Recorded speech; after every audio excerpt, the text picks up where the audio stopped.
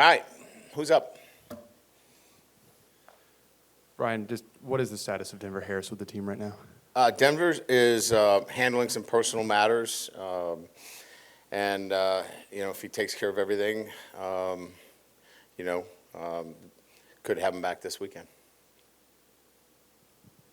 I got two if I can. Just curious about what Omar Spates brings to this team. Does it free you up to maybe do some things differently, give you more versatility with Harold? And then Jay said yesterday that you're into fishing now. Just curious how much fishing you're doing. Omar, his physicality and his ability to play in space are, a unique combination. Generally, you have a linebacker that is really good in space but lacks some of the physicality in the box. He brings both of those, which is, a trait that is very difficult to find in college football. You either have, what is known sometimes as a box player who's a downhill run stuffer, but sometimes struggles in space. He's got both of those talents, and so it allows us to move him around, expand, let him get out, and leave Harold in a consistent location. Because look, at the end of the day, if I'm on offense, I want to get Harold out of the action and force him to cover down as much as possible. And Omar gives us that flexibility in answering your question, how it helps Harold, stay in a consistent location, and we can do a lot of things with him. As far as fishing goes, when you come to sportsman's paradise, why wouldn't you fish? And so I've gotten a couple of occasions to go out and, down in Port Fourchon, it seems like they just jump in your boat. And who wouldn't want to fish if they just jump in your boat? Absolutely. Hey, Coach, Glenn West right here. Seems like Maason Smith is battling some stuff right now. Can you just talk about what he might be going through and just an injury report maybe in general of how you guys are doing in fall? Yeah, I mean, I think, he's been banged up a little bit. Nothing that, I think we're overly concerned with. There's no structural damage to any joints or, things of that nature. But, look, he's been out for a year, and everything hurts a little bit more after coming back into it. But, we got to be careful with him. But, again, I think Owen Stanley and Maason have a really good relationship in terms of what can I do and what I can't do. He had an ankle sprain. Nothing that we were really too concerned with, but we're concerned with everything, right, when you have a player of his caliber. So we're going to be careful with him. Leah Van with The Advocate. Coach Denbrock was telling us how having 8 running backs and your depth at tight end will create this competition between the two positions groups for time on the field. So how does having that depth at running back kind of open things up for you scheme-wise? Well, sometimes you just look at, the fact that we have, the ability to do things tactically a little bit different with 4. Like today, we had a number of different tight ends on the field, and, it allows you to do some things that give you favorable matchups. When you put more than one tight end on the field, it has a tendency to shorten a defensive coordinator's play calls because they become limited in terms of situational substitution. I don't want to get into too far down the road here in terms of where we'll end up, but multiple tight ends give you a lot of opportunities to get matchups, and so we like that. It allows us to play physical as well. And with the depth of running back, I think we all know that, and I think you guys have been out here at times where, we've only had 4 running backs that were actually healthy at one time. So even with the number, the number of 8 sounds, crazy. There's the natural, wear and tear on backs that, we want to keep them healthy. And so where I think that real advantage is is that we can keep these guys fresh throughout the entire season. Hey, Brian. Sheldon Mickles at The Advocate. We talked to you about the offensive line on the first day. Obviously, you've had a lot of continuity this year. Can you update us on the backups, how they working in, and what have you seen from them? Yeah, DJ Chester's is doing a really nice job at center. We've gotten a lot of work with him in the second group. We've moved Martinez over to guard. He's doing a nice job for us there. Hurd's playing at the right tackle. Bordelon's playing at the left tackle. I really like, how they're coming along. I think that, that group in itself has done a really nice job as that, second unit and giving us some confidence in the depth. So we'll see how things play out. We're really looking to see, who is the 5 guys that we have out there right now, which you all know who they are. Can somebody break into that top 5? And so these next few days, we'll take a closer look at it and see if, is there somebody that can break into that top 5? But that's kind of where it is right now. Yeah, Brian, right here. You have 10 cornerbacks on your roster. You're down 2 right now. How would you look at the cornerback room at this point? Well, we really think, that it's important to develop all of our quarterbacks at all times, right? I mean, I think that that's a given. And sometimes, you go to camp and you start to work on game plan too quickly. I think we've done a really good job with Daniels and Nussmeier and continue to work. And I think Joe's done a really nice job of staying focused on their technical development. And I like where they've gone in terms of that development at the quarterback position. And Ricky's got to continue to develop because, kind of what you said is that when you only have 3 quarterbacks on scholarship, that third quarterback is so crucial for you in his development. So I'd say that I'm really pleased with the development of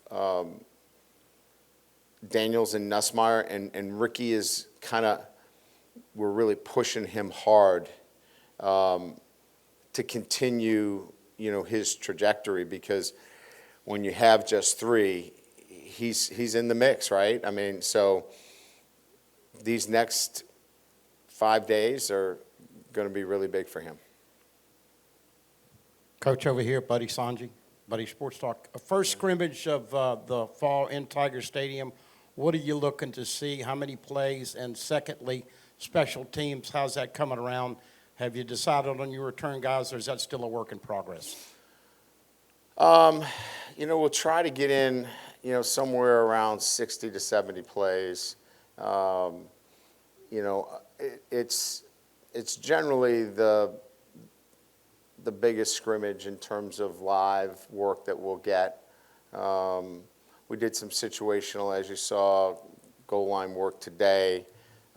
So it will be the time where we get a lot of the starters in there, get as much work as possible. And then certainly the younger guys will get the rest of the work. Special teams, I think, is making really good progress. We saw our kicking game yesterday. I was pleased with that. Ramos and Dibert will both be active in the kicking game. Jay obviously is doing a great job with punting. And Aaron Anderson is really, I think, as comfortable of a punt returner that I have seen. We got some work to do on kickoff return in terms of where that's going to be. But he's back there too, Aaron, and we'll see where that goes. We're going to spend a little bit more time on that in the next couple of days. Coach, down here, Dylan Sanders, 24/7. There's a bunch of new faces in the secondary this year. From what you've seen, the veterans like Deuce Chestnut and Zy Alexander, or a surprising freshman like Ashton Samps. How do you feel about that room now as opposed to the beginning of the year? I think they've done well. I mean, there's still a lot of work to be done there, but you've got three safeties that are really solid for us, and Andre Sams has been outstanding. Greg Brooks has battled a little bit of heat illness, but he's back and competing. Major Burns out there has had a really good camp. So having three veteran safeties kind of helps you a lot. And then Sage Ryan's had a really nice camp. Sage playing both nickel and a little bit of corner for us. So to have four veteran players, in a sense, there kind of balances out maybe a little bit of the inexperience at the cornerback position for us. Chestnut's played a lot of football, so to have him there has been a nice addition because he's a calming influence out there. So when you look out there, you go, wow, there's some new names. But when you go Chestnut and Sage and, Brooks and Sams or Burns, you got, virtually, a veteran secondary out there other than one cornerback position. So when you break it all down, I'm feeling pretty good about where we're at this point. What does adding a starter, so to speak, to special teams do for the messaging and the importance of that part of your game? And have you seen that impact the guys' understanding of how important it is to the game? Meaning, could you explain yourself? I'm sorry, I misunderstood the question. I don't remember seeing a ton of starters in coverage roles last year, and we're seeing them now, I guess. Yeah. Does that set the tone of just how important you all are taking it?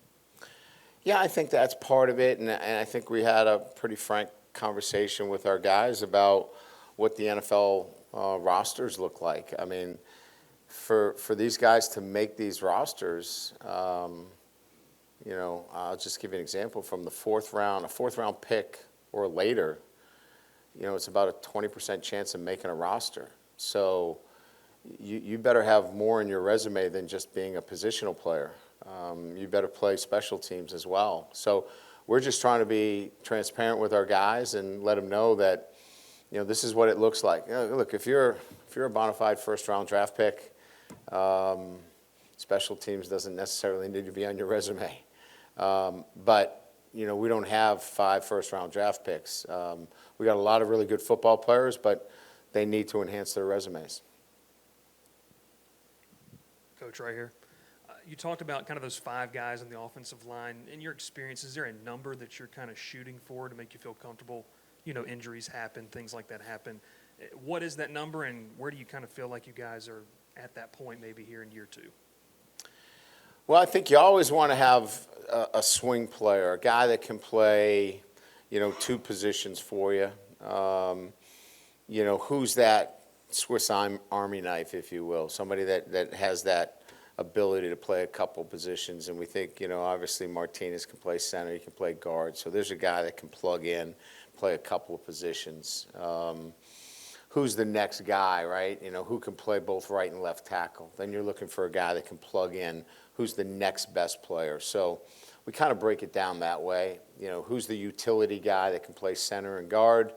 And then who can play right and left tackle? So 7, 8, you're looking somewhere around there. And then after that, if you have more than that, you just, you go back to the drawing board and try to put together what you can do. Hey, Coach, here in the back. Watching your team, it seems like your offense is humming along pretty good at practice oftentimes. A year ago, Mike Denbrock, he said the offense was in survival mode. Is it in a much different place, more of a, I know you won't know till you play somebody, but is it more of a well-oiled machine right now? I wouldn't necessarily go with well-oiled machine. I like the way it sounds, but when you have an incumbent quarterback, certainly, and Daniels and Nussmeier, obviously, they can run the offense. They can get you into and get you out of bad plays. They make the coach look really good, and that's the honest truth. when they have such a control and a command of the offense, they're in a position. This offense and its structure is set to eliminate negative plays, and they have the ability to control it. So we've given them more control this year in the running game as well, where they're setting the running game a little bit more as well. So I would give a lot of it to the quarterback and his ability to run this offense with a lot more confidence and control. Hey, Coach. Jason Sherman from Gridiron Football. I know last year, B.J. Ojolari, Alligay, those are the guys on the edge last year. But looking at this year and some of the newer faces, Savion and Quincy and Ovi and guys like that, who are some guys on the edges that you've been pretty impressed with so far during fall camp? Well, at the jack position, obviously you mentioned Ovi, but, Swinson's done a really nice job on third downs for us. He's been a real good pass rusher for us, and I think the combination of those two guys has been really nice for us. We like what we see there. Parashand is coming on as a complement to Savion. Savion's been outstanding. So we like the edges in terms of what is moving forward for us. Some of the young players are coming on, Womack, Wiggins, they're making progress. And then we think, we've got some really good depth at the defensive tackle position. So feel pretty good about the progress that's been made there. I think Coach Jancik's done a really nice job. Looking for that group to really have an impactful year. Brian, Malik Nabers seems like he's playing fantastic right now. What is it that maybe allows him to separate himself as a receiver, and where have you seen him maybe take some improvements in his game? I think it's his mindset. His skill level has always been there. So when I talk about his mindset, it's his ability to come out every single day and maintain his emotions and really focus on what's important, and that is being at his best during practice and not being distracted by anything.